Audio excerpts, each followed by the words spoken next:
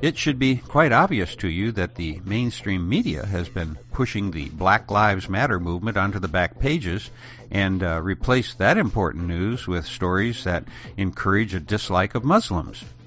Now, I don't expect that any of our fellow saloners have fallen into this so-called Islamophobia, but here's a little suggestion for you to use should one of your friends be leaning in that direction.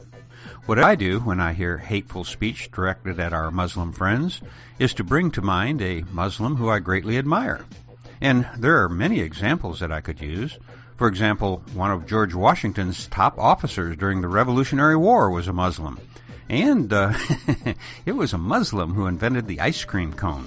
And what's more American than an ice cream cone?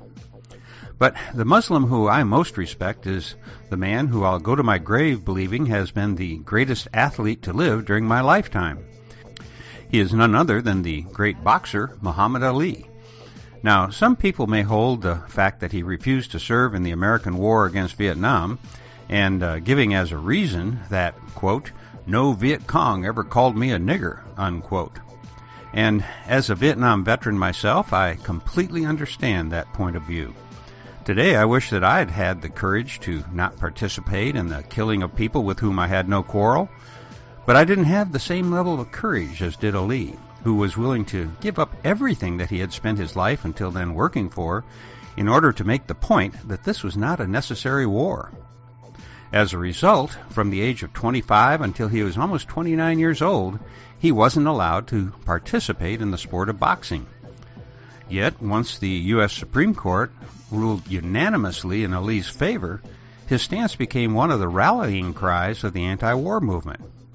But for me, there was something more that Ali did several years later that I found to be above and beyond what most people of those days were doing to support our troops.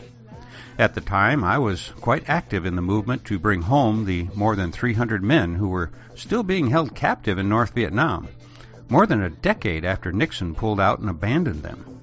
And during that time, a significant amount of the funding required to keep our movement alive came directly from Muhammad Ali.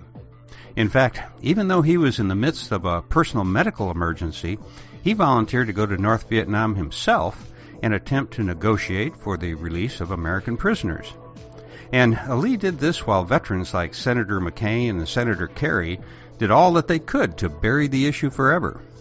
Ali is the heroic patriot here, and in my opinion, Kerry and McCain are the traitors.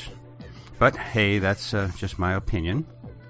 What I'm trying to say here is that whenever someone says something bad about a Muslim, I think of the love and hope that Muhammad Ali gave to the friends and family members of the men that the U.S. government intentionally abandoned.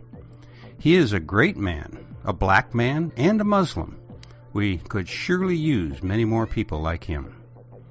And for now, this is Lorenzo signing off from Cyberdelic Space.